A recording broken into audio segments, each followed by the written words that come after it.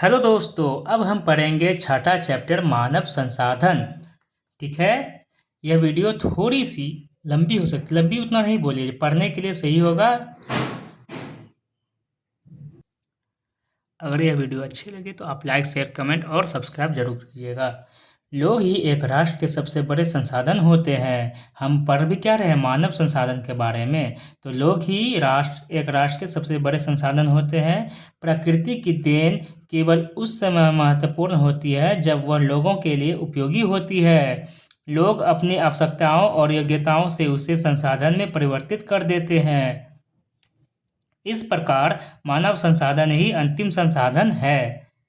स्वास्थ्य, शिक्षित और अभिप्रेरित लोग अपनी आवश्यकताओं के अनुरूप संसाधनों का विकास करते हैं। अन्य संसाधनों की भांति मानव संसाधन विश्व में समान रूप से वितरित नहीं है। अपने शैक्षिक स्तर, आयु और लिंग में वे एक दूसरे से भिन्न हैं। उनकी संख्या और लक्षण भी बदलते रहते हैं। क्या आप जानते हैं, भारत सरकार के अधीन एक मानव संसाधन मंत्रालय है, जो कि 1985 में इस मंत्रालय का निर्माण लोगों के कौशल को बढ़ाने के लिए किया गया था। मानव संसाधन मंत्रालय का निर्माण कब किया गया था? तो 1985 ईस्वी में। इससे यह प्रदर्शित होता है कि लोग देश के लिए कितने महत्वपूर्ण संसाधन हैं। फिर दूसरा कि क्या आप जानते हैं, प्रधानमंत्री कौशल विकास योजना को 2015 में 1 करोड़ भारतीय युवाओं को 2016 से 2020 तक प्रशिक्षित करने के उद्देश्य से शुरू किया गया। इस योजना का उद्देश्य संभाव्य और मौजूदा रोजगार अर्जक को गुणवत्ता प्रशिक्षण प्रदान करके रोजगार योग्य कौशल की योग्यता को प्रोत्साहित करना है। अब पढ़ते हैं जनसंख्या का वितरण। भूपृष्ठ पर जिस प्रकार लोग फैले हैं उसे जनसंख्या वितरण का प्रतिरूप कहते हैं। विश्व की जनसंख्या का 90% से अधिक भाग भूपृष्ठ के लगभग 30% भाग पर निवास करता है। विश्व में जनसंख्या का वितरण अत्यंत असमान है। कुछ क्षेत्र बहुत घने बसे हैं और कुछ विरल बसे हैं। दक्षिण और दक्षिण पूर्वी एशिया, यूरोप और उत्तर अमेरिका घने बसे क्षेत्र हैं। उच्च अक्षांशीय क्षेत्रों, उष्णकटिबंधीय मरुस्थलों, उच्च पर्वतों और विषुवतीय वनों के क्षेत्रों में बहुत कम लोग रहते हैं। विषुवत वृत्त के दक्षिण की अपेक्षा विषुवत वृत्त के उत्तर में बहुत अधिक लोग रहते हैं।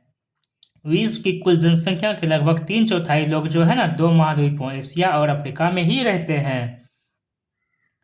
विश्व के 60% लोग केवल 10 देशों में रहते हैं। विश्व में जो 60% लोग हैं ना, केवल 10 देशों में ही रहते हैं। इन सभी देशों में 10 करोड़ से अधिक लोग रहते हैं। तो महाद्वीपों के अनुसार विश्व जनसंख्या को समझाया गया है कि पीला जो है यहाँ पर देख लीजिए, है ना, सबसे ज़्यादा है ये पीला है एशिया में रहने वाले। उसके बाद आ जाते हैं इस कलर के लोग, ऑरेंज कलर के लोग, ये है यूरोप में रहने वाले। फिर आ जाते हैं हमारे पास पर्पल कलर के लोग, यह है अफ्रीका में रहने वाले। फिर बीच में ये आ जाते हैं मध्य व दक्षिण अमेरिका में रहने वाले। फिर रेड में आ जाते हैं ये उत्तर अमेरिका में रहने वाले। और एकमात्र जो दिख रहा है आपका इतना प्रतिशत ग्रीन कलर में, यह है ओशिनिया यानी कि ऑस्ट्रेलिया, न्यूजीलैंड और प्रशांत द्वीप समूह में रहने वाले हैं।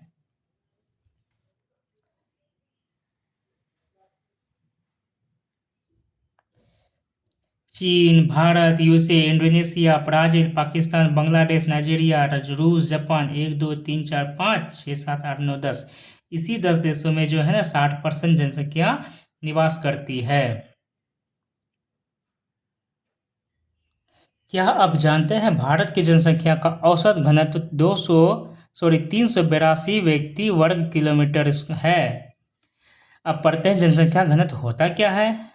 पृथ्वी पृष्ठ के एक इकाई क्षेत्र में रहने वाले लोगों की संख्या को जनसंख्या घनत्व कहा जाता है। मतलब जो एरिया है उसमें से कितने लोग रह रहे हैं, उसी की जनसंख्या को जनसंख्या घनत्व कहा जाता है। मतलब पहले तो एरिया को देखा जाएगा और उसमें रहने वाले लोगों की संख्या को देखा जाएगा, उसी के अनुसार निकाला जाता है जनसंख्या घनत्व। सामान्य रूप से यह प्रति वर्ग किलोमीटर में व्यक्त किया जाता है। संपूर्ण विश्व का औसत जनसंख्या घनत्व 51 व्यक्ति प्रति वर्ग किलोमीटर है। संपूर्ण विश्व में कितने है जनसंख्या घनत्व? तो 51 का है, 51 व्यक्ति प्रति वर्ग किलोमीटर। सबसे अधिक जनसंख्या घनत्व दक्षिण मध्य एशिया में है। इसके पश्चात क्रमशः पूर्वी एशिया एवं दक्षिण पूर्वी एशिया में है। जनसंख्या वितरण को प्रभावित करने वाले कारक कौन कौन से हैं उनको जानते हैं। पहला है भौगोलिक कारक। जनसंख्या वितरण को प्रभावित करने वाला है क्या? पहला भौगोलिक कारक। उसमें से क्या क्या है देखते हैं। पहले है आ जाता है स्थलाकृति। लोग सदैव पर्वतों और पठारों की तुलना में मैदानी भागों में ही रहना पसंद करते हैं, क्योंकि ये क्षेत्र खेती, विनिर्माण और सेवा क्रियाओं के लिए उपयुक्त होते हैं। गंगा के मैदान विश्व के सबसे अधिक घने बसे क्षेत्र हैं, जबकि एंडीज, आल्प्स और हिमालय जैसे पर्वत विरल बसे हुए क्षेत्र हैं। मृदा उसके बाद स्थलाकृति के बाद जलवायु की भी बात आ जाती है। ये है जलवायु भी एक कारक है। लोग सामान्य रूप से चरम जलवायु जो अत्यधिक गर्म अथवा अत्यधिक ठंडी जैसे सहारा मरुस्थल, रूस के ध्रुवीय प्रदेश, कनाडा और अंटार्कटिक में रहने से बचते हैं। फिर क्या जाता है मृदा। उपजाऊ मृदाएं कृषि के लिए उपयुक्त भूमि प्रदान करती है। भारत में गंगा और ब्रह्मपुत्र, चीन में हुआंगहो, चोंगजियांग तथा मिस्र में नील नदी के उपजाऊ मैदान घने बसे हुए क्षेत्र हैं। फिर आ जाता है जल। जल भी एक रीजन है जो कि जनसंख्या वितरण को प्रभावित करता है। लोग उन क्षेत्रों में रहने का प्राथमिकता देते हैं जहां अवलवनीय जल आसानी से उपलब्ध होता है। विश्व की नदी घाटियां घने बसे क्षेत्र हैं, जबकि मरुस्थल विरल जनसंख्या वाले हैं। फिर आ जाता है खनिज। खनिज निक्षेपों वाले क्षेत्र अधिक बसे हुए हैं।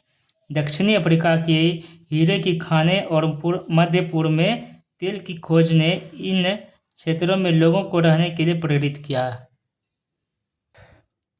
सामाजिक, सांस्कृतिक और आर्थिक कारण के बारे में जानते हैं। पहले भौगोलिक कारण पढ़ लिए, अब सांस्कृतिक और आर्थिक कारण क्या है। आर्थिक कारण, औद्योगिक क्षेत्र रोजगार के अवसर प्रदान करते हैं। लोग बड़ी संख्या में इन क्षेत्रों की ओर आकर्षित भी होते हैं। जापान में ओसाका और भारत में मुंबई 2 घने बसे क्षेत्र हैं।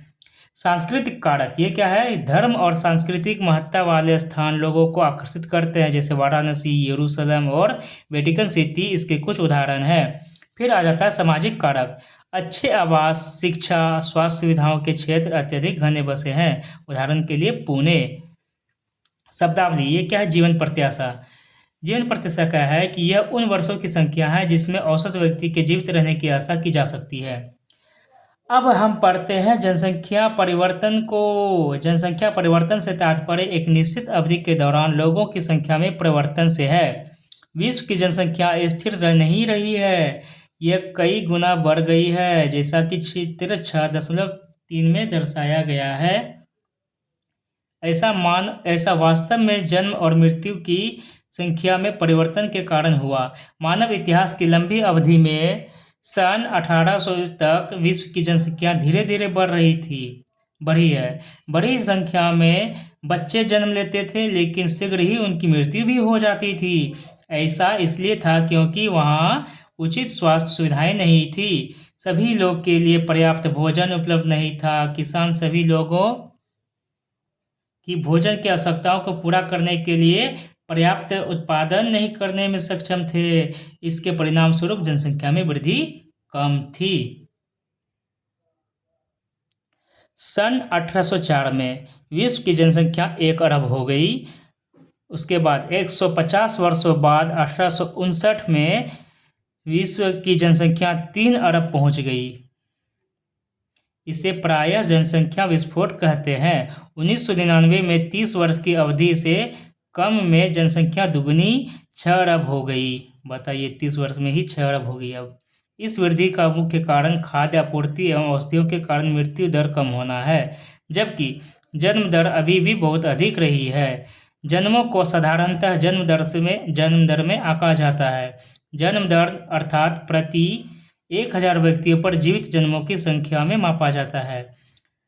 मृत्यु दर को प्रति 1000 व्यक्तियों पर मृतकों की संख्या में मापा जाता है। किसी क्षेत्र विशेष में लोगों के आने जाने को प्रवास कहते हैं। जन्म और मृत्यु जनसंख्या परिवर्तन के प्राकृतिक कारण है। एक देश के जन्म दर और मृत्यु दर के बीच के अंतर को प्राकृतिक वृद्धि दर कहा जाता है ना। जन्म और मृत्यु जनसंख्या परिवर्तन के प्राकृतिक कारक है, लेकिन एक देश के जो जन्म दर और मृत्यु दर के बीच के जो अंतर होते हैं उसी को क्या कहा जाता है? प्राकृतिक वृद्धि दर कहते हैं। यहाँ पर दर्शाया गया कि 500 ईसा पूर्व 100 मिलियन थी, वहीं पे जब हमारा जिस समय से ईस्वी शुरू हुआ तो वहाँ पे 170 मिलियन, फिर क्या हो गया 1000 ईसा पूर्व में ईस्वी में 265 मिलियन, 1500 में 425 मिलियन, ऐसे ऐसे करते करते आज 2025 में जो है ना 8525 मिलियन जनसंख्या है। वही 1999 में 6000 मिलियन थी। चलिए आगे पढ़ते हैं।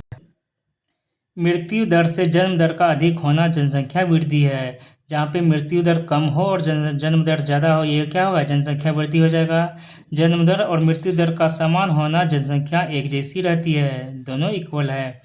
जन्म दर से मृत्यु दर का अधिक होना जनसंख्या कम हो सकता है। जहाँ पे जन्म दर कम हो मृत्यु दर ज़्यादा तो वहाँ पे जनसंख्या कमेगी। जनसंख्या के बढ़ने का मुख्य कारण प्राकृतिक वृद्धि का तीव्रता से बढ़ना है। प्रवास एक अन्य कारण है जिससे जनसंख्या के आकार में वृद्धि होता है। लोग एक देश में अथवा देशों के बीच एक स्थान से दूसरे स्थान पर जा सकते हैं। ये उत्प्रवासी वे लोग होते हैं जो देश को छोड़ते हैं। अप्रवासी वे लोग होते हैं जो देश में आते हैं। उत्प्रवासी जो देश को छोड़ते हैं, अप्रवासी जो देश में आते हैं।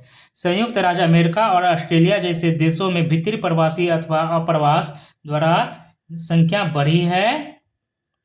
सूडान देश एक ऐसा उदाहरण है जिसमें लोगों के बाहर चले जाने अथवा उत्प्रवास के कारण जनसंख्या में कमी का अनुभव किया गया है।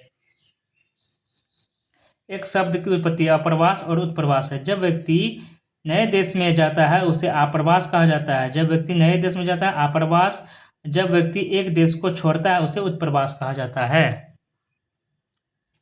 अंतर्राष्ट्रीय प्रवास की सामान्य प्रवृत्ति यह है कि लोग अच्छे आर्थिक अवसरों की खोज में कम विकसित राष्ट्रों से अधिक विकसित राष्ट्रों में चले जाते हैं। देशों के अंदर बड़ी संख्या में लोग रोजगार, शिक्षा और स्वास्थ्य सुविधाओं की खोज में ग्रामीण क्षेत्रों से नगरीय क्षेत्रों की ओर चले जाते हैं। अब पढ़ते हैं जनसंख्या परिवर्तन के प्रतिरूप के बारे में। जनसंख्या परिवर्तन के प्रतिरूप के बारे में। जनसंख्या वृद्धि की दर विश्व में अलग अलग है। यद्यपि विश्व की कुल जनसंख्या तीव्रता से बढ़ रही है, तथापि सभी देशों में यह वृद्धि अनुभव नहीं की जा रही है। कुछ देशों में जैसे केन्या में जनसंख्या वृद्धि दर ऊंची है। उन देशों में जन्म दर और मृत्यु दर दोनों ही उच्च है। हाल ही में स्वास्थ्य सेवाओं में सुधार के साथ मृत्यु दर कम हो गई है, परंतु जन्म दर अभी भी अधिक है, जिससे वृद्धि दर बढ़ रही है। किस देश में? केन्या में। अन्य देशों में जैसे यूनाइटेड किंगडम में निम्न जन्म दर और मृत्यु दर के कारण जनसंख्या वृद्धि की दर मंद है। जनसंख्या संगठन। किसी देश की जनसंख्या कितनी भी अधिक हो उसका उस देश के आर्थिक विकास के स्तर से कुछ अंतर नहीं पड़ता। उदाहरण के लिए बांग्लादेश और जापान अति घने बसे देश हैं, लेकिन जापान बांग्लादेश से अधिक विकसित देश है। एक संसाधन के रूप में लोगों की भूमिका को समझने के लिए हमें उनके गुणों के बारे में जानने की आवश्यकता होती है। लोग अपनी आयु, लिंग, साक्षरता स्तर, स्वास्थ्य दशाओं, व्यवसाय और आय के स्तर पर एक दूसरे से भिन्न होते हैं। लोगों की इन विशेषताओं के बारे में जानना आवश्यक है। जनसंख्या संगठन जनसंख्या की संरचना को दर्शाता है। जनसंख्या संगठन हमारी यह जानने में सहायता करता है कि कितने पुरुष हैं और कितनी स्त्रियां हैं, वे किस आयु वर्ग के हैं, कितने शिक्षित हैं और वे किस प्रकार के व्यवसाय में लगे हैं, उनकी आय का स्तर क्या है और स्वास्थ्य दशाएं कैसी हैं। यह देश के जनसंख्या संगठन का अध्ययन करने की एक रुचिकर विधि जनसंख्या पिरामिड है, जिसे आयु लिंग पिरामिड भी कहते हैं। एक जनसंख्या पिरामिड दर्शाता है कि कुल जनसंख्या विभिन्न आयु वर्गों में विभाजित है। उदाहरण से 5 से 9 वर्ष, 10 से 14 वर्ष। दूसरा क्या है? कुल जनसंख्या का प्रतिशत।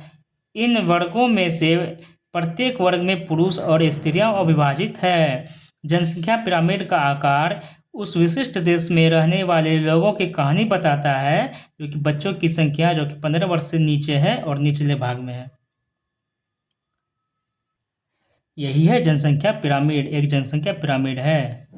जैसे 0 से 4 वर्ष से जो देखिए पिरामिड कितना नीचे बहुत विस्तार है, वहीं 85 प्लस उम्र के लिए बहुत कम है। ठीक ना, यही है सबसे कम उम्र के लोग का विस्तार ज़्यादा होगा, जैसे जैसे उम्र बढ़ती जाएगी उसका विस्तार कम होता गया है। निचले भाग में दिखाई गई है और यह जन्म के स्तर को दर्शाती है। ऊपर का आकार लोग है ना वृद्ध लोगों की संख्या दर्शाता है और मृतकों की संख्या को दर्शाता है। जनसंख्या पिरामिड एक देश में आश्रित लोगों की संख्या भी बताता है। युवा आश्रित लोग 15 वर्ष से कम आयु के और वृद्ध आश्रित लोग जो कि 65 वर्ष से अधिक आयु के हैं आश्रित आयु जनसंख्या के अंतर्गत आते हैं। कार्यरत आयु वर्ग के लोगों को आर्थिक रूप से सक्रिय वर्ग में रखा गया है। एक देश का जनसंख्या पिरामिड जिसमें जन्म दर और मृत्यु दर दोनों ही ऊंचे हैं, वो आधार पर चौड़ा और ऊपर तीव्रता से सकड़ा हो जाता है। ऐसा इसलिए है कि बहुत से बच्चे जन्म लेते हैं, लेकिन उनमें से अधिकतर की मृत्यु शैशव काल में ही हो जाती है और कुछ ही बड़े हो पाते हैं। इसलिए वहाँ वृद्ध लोग बहुत कम है। इस स्थिति को केन्या का पिरामिड द्वारा दर्शाया गया है। यहाँ भी देखिए बच्चे का जो जन्म दर है वो ज़्यादा है, यहाँ तक 14 वर्ष की उम्र तक ज़्यादा गया है और ऊपर जाते जाते ये कम हो गया। ऐसा इसलिए होता है क्योंकि ये जो पिरामिड है ना, ये बच्चे की संख्या तो बढ़ा रहा है, यहाँ पे मृत्यु दर ज़्यादा है, इसलिए बच्चे बचपन में ही मरते जा रहे हैं। ये अच्छे से बड़े नहीं हो पा रहे हैं, अच्छे एज में 60 के ऊपर एज में नहीं जा पा रहे, इसलिए यहाँ पे पिरामिड थोड़ा सा सकड़ा हो जाता है। जिन देशों में मृत्यु दर विशेष रूप से बहुत छोटे बच्चों में है कम हो रही है, युवा आयु वर्ग का पिरामिड चौड़ा है क्योंकि शिशु प्रावस्था तथा जीवित रहते हैं। यह भारत के पिरामिड में दृष्टिगोचर होता है। भारत का पिरामिड क्या है, हमारे यहाँ ऐसा नहीं है, यह भारत के पिरामिड में दृष्टिगोचर है। इस प्रकार की जनसंख्या में युवा सापेक्षता अधिक है। इसका अर्थ मजबूत और वर्धमान बढ़ती हुई श्रम शक्ति है। ये भारत का पिरामिड है, इसमें देखते हैं ऊपर तक गया है। इस एज तक जो है यहाँ पर ये पिरामिड अच्छा दर्शाया गया, अभी तक चौड़ा ही है, लेकिन यहाँ पर क्या था, स्टार्टिंग में ही चौड़ा ज़्यादा था, ऊपर में सकड़ा हो गया। यहाँ पर हमारे इससे पता क्या चलता है, भारत में युवाओं की संख्या अधिक है।